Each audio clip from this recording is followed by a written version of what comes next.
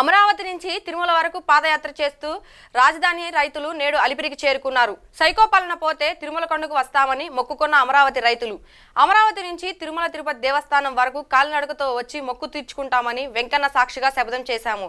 బాబు పాలనలో రాష్ట్ర అభివృద్ధి, మా భవిష్యత్తు, మా పిల్లల భవిష్యత్తు బాగుంటుందని అన్నారు.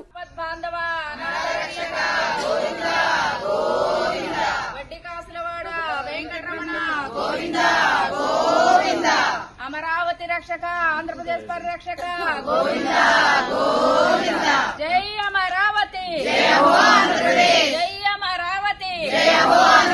న్యాయం గెలిచింది, ధర్మం గెలిచింది, ధర్మాన్ని కాపాడిన దేవాది దేవుళ్లకు